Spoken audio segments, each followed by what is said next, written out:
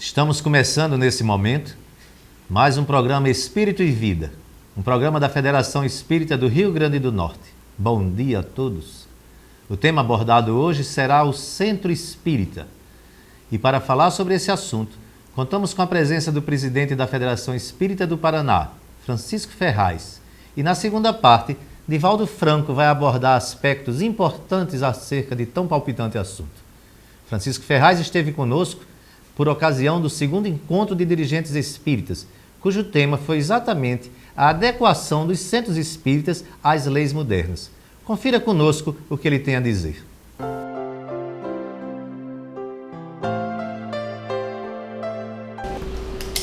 O centro espírita, como casa do espiritismo cristão, de fato tem sofrido ao longo, e isto é natural, da trajetória desde a criação do espiritismo, um processo evolutivo no sentido de se adaptar às necessidades de quem busca a mensagem do espiritismo e procura encontrar nela a resposta para as suas dúvidas, suas dificuldades, suas aflições, seus anseios e, por que não também, a busca do conhecimento, pela curiosidade, etc. Nesse sentido, o centro espírita, ele tem também um processo evolutivo, ele tem evoluído. Partindo do ponto de vista da primeira fundação do Núcleo Espírita, que foi fundado pelo codificador do Espiritismo Allan Kardec, a Sociedade Parisiense de Estudos Espíritas, em 1858, até agora, evidentemente, existe uma nova realidade. E hoje, as instituições espíritas, os centros espíritas, as casas espíritas, elas precisam estar imbuídas do espírito da modernidade. Não estamos falando em luxo, nós estamos falando na ostentação, nós estamos falando no atendimento àqueles que nos procuram de uma maneira mais organizada possível.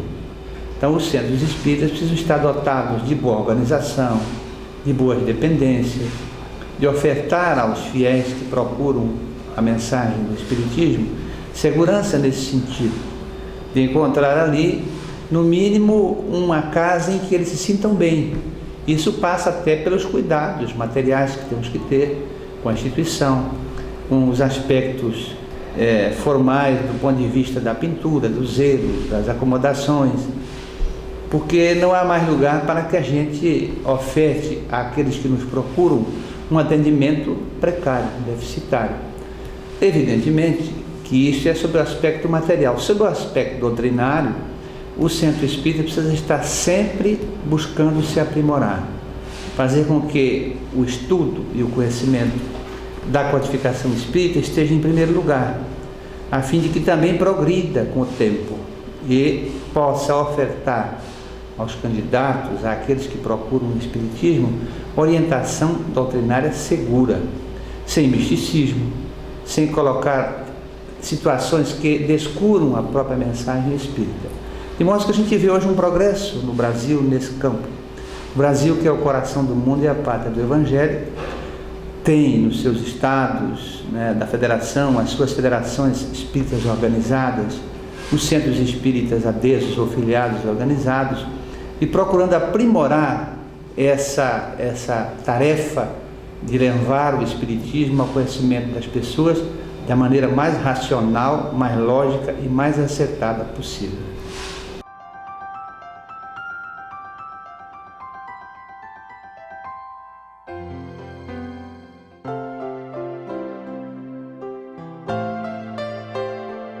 Esse é um tema muito significativo e, de resto, não só atinge as nossas instituições, como a própria vida do cidadão. Mas a realidade é que a legislação dos países evolui. A legislação do nosso país também tem evoluído. Nesse sentido, a disciplina, o regramento, as questões civis, já recebeu, a partir de 2002, o novo Código Civil, uma modificação. Assim também a gente vê modificação no campo da assistência social, com várias alterações a nível de decretos, de resoluções e a nível de medidas provisórias editadas pelo governo federal, que vem determinando exigências novas para a certificação da instituição que atua no campo da assistência social, para as questões das prestações de contas. Assim, esses institutos legais vêm exigindo que os centros espíritas se atualizem, possam responder a essas exigências, através de verificar se as suas diretorias estão legalmente constituídas, se não há ausência de registros de documentos indispensáveis, como estatuto, ata de eleições, ata de posse de diretoria, nos cartórios competentes, no caso, no cartório de títulos e documentos, se existe regular e legalmente eleições na instituição, se há um cuidado também no campo administrativo, organizacional do centro, no aspecto da sua segurança, no aspecto não só doutrinário, que é um zelo que temos que ter, mas nesses aspectos de cumprirmos com as exigências do corpo de bombeiros, com as rampas de acesso que temos que ter aos deficientes, enfim, uma série de exigências que a legislação dispõe e que nós precisamos estar atentos, sob pena de o Estado, aqui na condição de município, Estado ou União Federal, dentre algumas exigências não cumpridas, até requerer o fechamento de instituições, por que não? Por exemplo, a nível municipal, temos que ter um alvará de funcionamento, precisa ver se isso não está vencido. Se está vencido, precisamos regulamentar através de um pedido de prorrogação, né, a validade desses alvarás.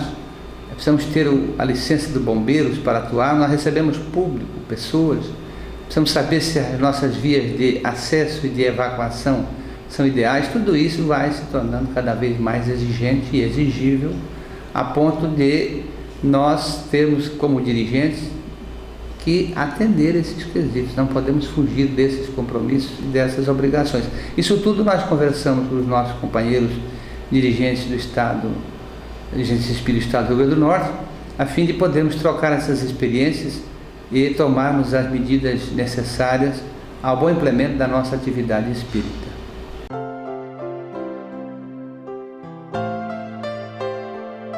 Todas essas atribuições que se deram e se dão ao centro espírita são válidas e são corretas.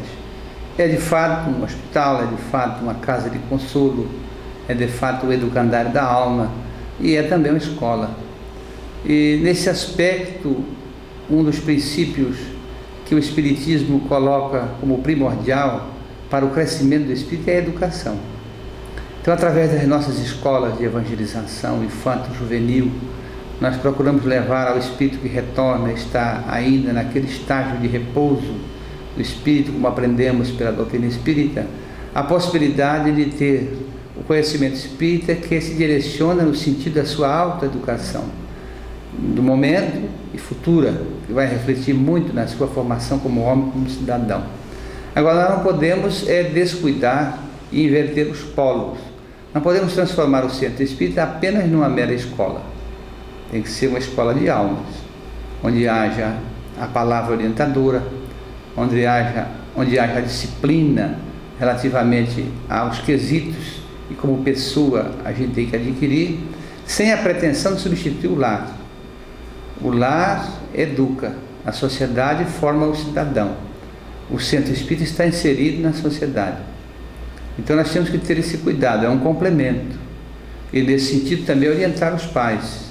Aí porque em relação aos pais há também essa fundamentação educacional. Porque ninguém renasce sabendo, ou por enquanto, pelo esquecimento do passado, não lembra como foi pai, como foi mãe. E é sempre uma conquista do espírito, até porque a paternidade e a maternidade recebem a injunção do tempo, as exigências do tempo, as modernidades que vão surgindo. Educar filhos há algum tempo atrás tinha uma diferença muito grande em relação a educar o filho hoje. E o centro espírita é esse papel de orientador, de complementador da educação, sem substituir a paternidade e nem a maternidade, mas continua sendo uma escola de almas, continua sendo um educandário, continua sendo uma casa de consolo, um templo onde a gente vai fazer a nossa reverência ao Criador e a Jesus, que é o nosso modelo e o nosso guia. Quanto a esse aspecto educacional, é de fato o móvel principal por qual até se batia o nosso codificador Allan Kardec, e que dizia que a educação, de fato, e consubstanciado no aspecto de melhorar a nossa moralidade, é a arte de adquirir bons caracteres, de adquirir virtudes. E deste papel o Centro Espírita precisa não se apartar, ao contrário, até se aprimorar nesse sentido.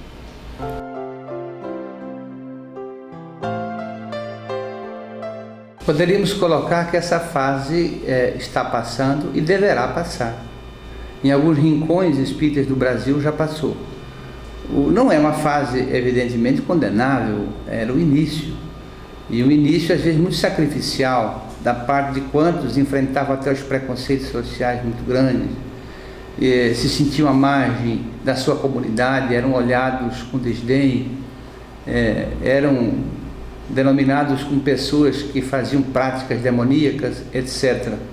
E era mesmo nas casas, às vezes nas chácaras, nos sítios, nas fazendas, em que o espiritismo era estudado, era praticado, uma mediunidade ainda do ponto de vista do conhecimento, dentro daquilo que era possível praticar. Houve um tempo também que os centros espíritas praticavam a mediunidade com a presença de público nas suas reuniões. Não estamos condenando isso, mas foi o tempo. A necessidade do estudo, e o estudo propriamente foi nos alertando da própria doutrina espírita, que quanto mais reservado o grupo mediúnico, quanto mais privacidade, quanto mais homogeneidade entre os seus membros, mais ele vai produzir. Então não há necessidade de público, de curiosidade, de presença. É preciso que a gente vá aprendendo. Mas tudo isso é um processo evolutivo. E hoje os centros espíritas estão crescendo, estão evoluindo. Não há nenhuma necessidade, e nem temos a pretensão de condenar o que aconteceu até aqui. Foi através do esforço mesmo de muitas pessoas que o espiritismo chega nesse estágio em que ele está atingindo hoje, já permitindo às pessoas serem olhadas de forma bem diferente, diametralmente opostas, até com um relativo status para a nossa condição de espírita. Por isso aqueles pioneiros, aqueles desbravadores deixaram muito esforço, muito trabalho, muito ideal. Nós não podemos de forma alguma desprezar. Mas hoje o tempo é outro, tudo evolui, tudo na natureza se transforma. E os centros espíritas e os espíritas também precisam se transformar para melhor, para acompanharmos o tempo, acompanharmos o nosso tempo, que é nós mesmos, é o homem que faz com que o progresso se estabeleça na Terra, pelas suas ações nos mais diferentes campos da sua atuação, na vida pessoal, na sociedade, nas instituições, nos templos religiosos, enfim. Esse é o nosso tempo e nós precisamos ser um cidadão do tempo. Meus amigos, chegamos ao fim da primeira parte do nosso programa, mas fiquem conosco, pois na próxima etapa, Divaldo Franco vai conversar conosco sobre as atividades da Casa Espírita. Voltamos em poucos segundos.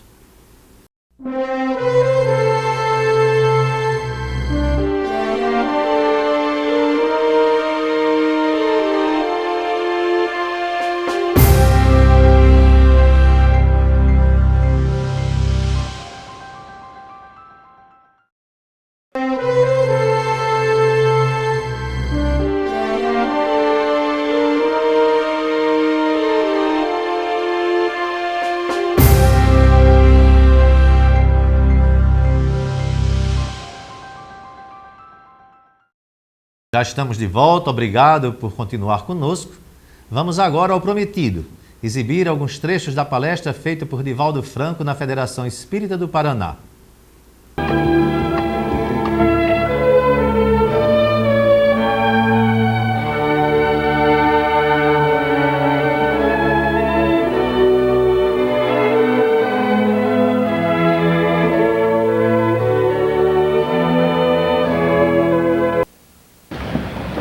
Meus queridos irmãos, exoramos a proteção divina para que transcorram estes minutos em clima de paz e de delineamentos de tarefas a benefício do nosso movimento espírita.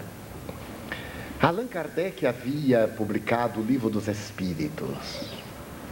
Na sua alma de gigante, desenhavam-se as prioridades para o futuro.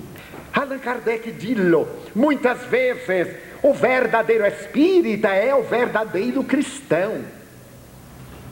Mudar esse texto é adulterar o sentido profundo da doutrina, e por isso se preocupava Allan Kardec em consolidar a doutrina. Ele já havia consolidado a doutrina, já havia apresentado um órgão que vai percorrer o mundo.